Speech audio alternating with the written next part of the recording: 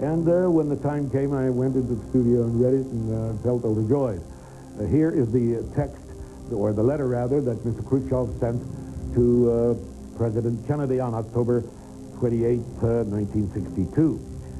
Esteemed Mr. President, the Soviet government, in addition to instructions earlier transmitted to stop construction work on installations in Cuba, the Soviet government has ordered the dismantling of weapons in Cuba, as well as their crating and return to the Soviet Union. And I'm finishing breakfast, I hear the great news that Khrushchev agreed to take the missiles out. Well, the president had already heard it, and we were scheduled to go to the 10 o'clock mass. And I'm standing by the White House car, and as he stepped into the automobile, he said, "Dave, today we have an extra reason to pray."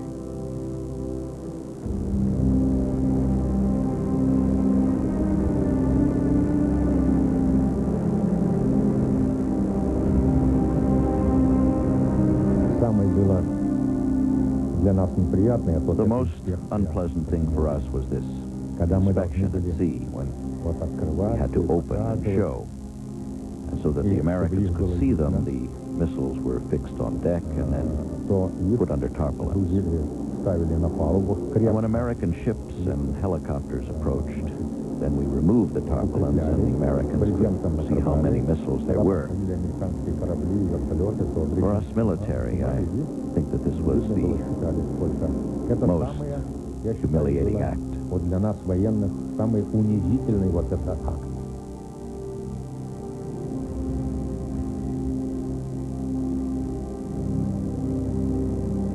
The haste in which all this was done had some unfortunate consequences.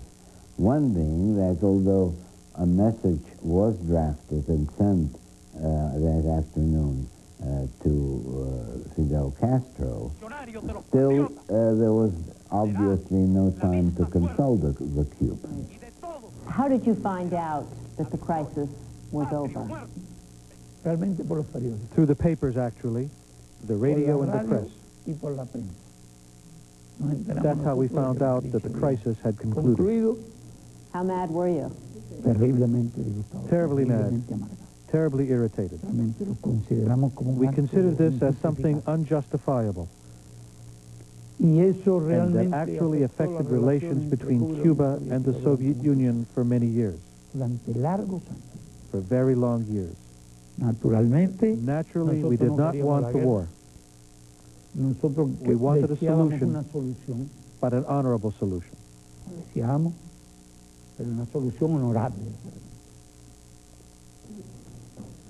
So you were totally in the dark. We didn't know that the crisis was on its way through the almost unconditional concessions made by Khrushchev. They left everything the way it was. They left the blockade. They left the dirty war. They left Guantanamo Naval Base. So, in a way, though, the crisis still lives for you. Yes, it's still alive. Yes, we could say that in a certain way. Does that make you sad? It neither makes me joyful nor saddens me. It keeps me calm, serene. I cannot deny that I would have preferred better relations with the United States and with any other country of the world. But for us, this is not something that is desperately needed. So you just accept it and move forward? It does not depend on us. It depends on the United States.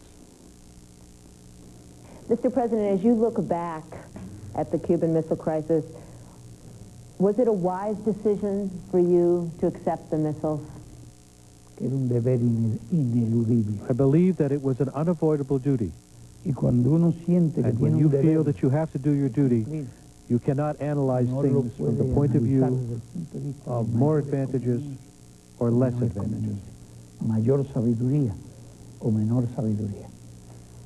So if you had to do it over again, you wouldn't accept the missiles? With the information I have now, No lo aceptaría. No, I would not have accepted the missiles. With the experience of the Soviets' hesitation, I would not have accepted the missiles. How close did we come to nuclear war in the Cuban Missile Crisis?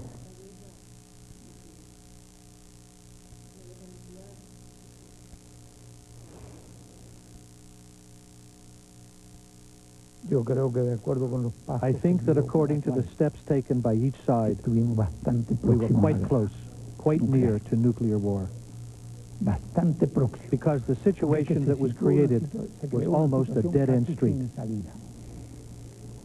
It is the closest the world has ever come to nuclear war.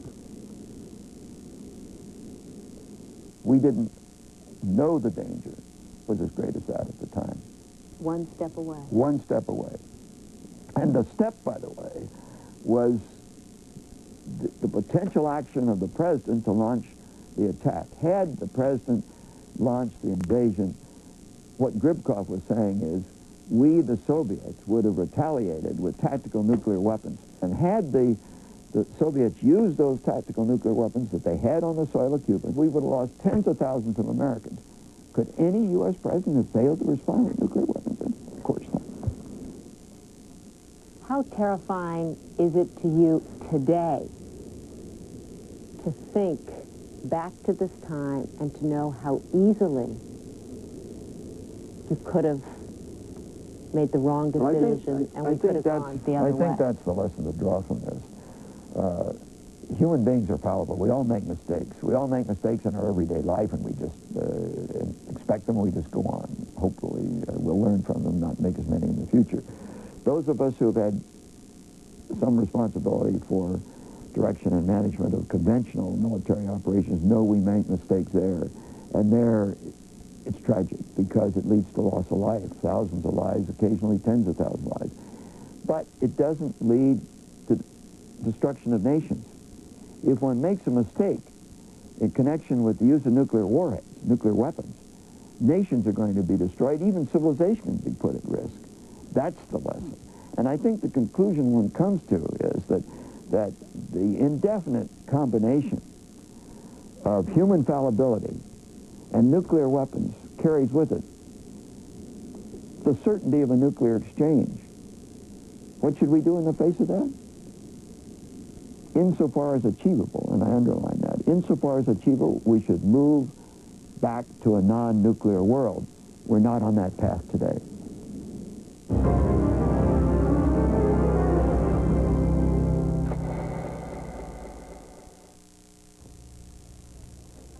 Tonight on News Channel 4 at 10, Vietnam suggests a chance in relations after helping to resolve a war controversy, the fate of the American POWs and MIAs. If you recognize this man, stay tuned. You could help solve a crime spree. And could this quiet Missouri River town cash in on the November ballot? Your news is next. Sale! 2 days only. Thousands of items are marked to move. Save 10 to 50% throughout the store. Washers, dryers, refrigerators, and more. Better get them now. Save 10 to 30% on all bath towels. Hey, they gotta go. All mattresses, all formal dining room sets, plus a lot more throughout the store. But this sale absolutely ends Saturday, so if you want to save money, get to Sears today. You can count on me. Sears Robots and Company. I can't keep a secret. So when I heard Lipton Recipe Soup Mix changed its name to Lipton Recipe Secrets because it makes terrific recipes, I had to tell Joan. They did more than change the name. Now there's a new flavor, savory herb with garlic, made specially for chicken. I couldn't keep that to myself. We love chicken. And those herbs, a touch of garlic, makes any chicken taste, well, see for yourself. Lipton Recipe Secrets, the secret worth passing around. How can Healthy Choice glazed chicken give you less and more? By creating a whole new way of cooking. We don't merely give you less fat. We select more tender breast meat for more delicious taste. And we don't just give you less salt. We add our own unique blend of herbs and spices for more flavor. Healthy Choice glazed chicken. One more way we give you more. Healthy Choice. Never settle for less.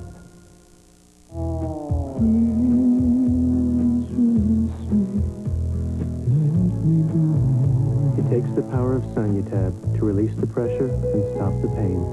Sanyutab, relief for prisoners of sinus pain. Here. There. Everywhere. The DeskJet Portable. DeskJet printers from Hewlett-Packard. Make it happen.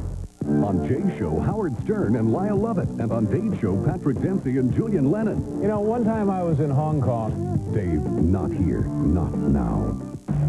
Sunday, from actual Secret Service case files, a botched robbery forces a desperate move. Don't hurt my family. Don't make me. Can agents stop a murder? An all-new Secret Service. Then you'll see dramatic home video of Mother Nature's fury and the incredible people who survived. Eyewitness video after an all-new Secret Service NBC Sunday. In the end, although millions were placed in peril, there was just one combat death during the Cuban Missile Crisis. U-2 pilot Major Rudolph Anderson. Among Major Anderson's legacies is a daughter born several months after his death. While we'll always mourn his loss and everything, it was kind of his death that left peace for us, you know. In his wake, there was peace, you know. And that was what was special about it. You know, he had made a sacrifice, but his sacrifice had meant something. The world owes a debt to Major Anderson and to the two men who resisted the pressures of power, ego, and politics to peacefully resolve the worst nuclear crisis in our history. What happened 30 years ago this week is not just some distant, dusty historical footnote. In 1962, only a few powers possessed nuclear weapons. Today, there are many more. And as long as the capability exists for such unimaginable destruction, the crisis of 1962 remains a possibility today. I'm Maria Shriver. Good night.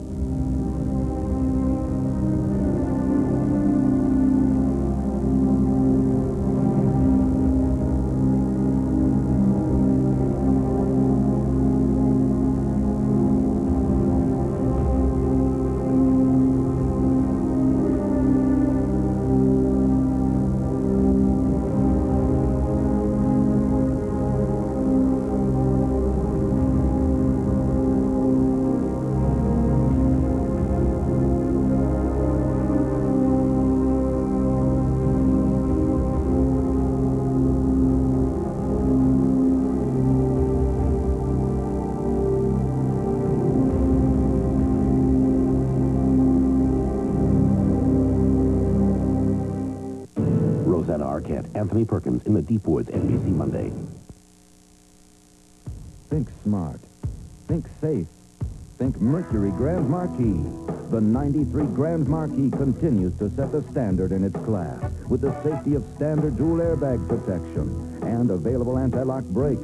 With new electronic traction assist technology, you can compare to front-wheel drive for getting you up slippery roads and inclines. So think smart. Think safe. Think Mercury Grand Marquis at your Lincoln Mercury dealer today. Jay Nixon's lies, the second injury fund. Jay Nixon wants to end the slush fund for lawyers. Fact. State Senator Jay Nixon voted to keep the second injury fund going, while he pocketed thousands of dollars from second injury lawyers. Nixon's lies on corruption. And clean up this corruption. In the Senate, Nixon funneled $19 million in state construction contracts to his family business, then tried to cover it up. Prosecutors call Nixon soft on crime, and Nixon opposes the death penalty. That's the truth.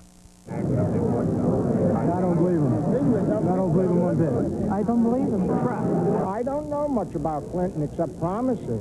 He tells everybody what they want to hear. Well, he wants to spend more money, and the only place he can get it is from the taxpayers. The higher taxes. Less food on the table. Broken promises.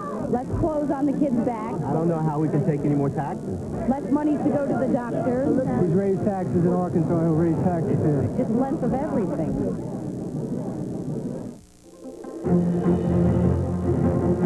This is News Channel 4, Kansas City's 24-hour news channel.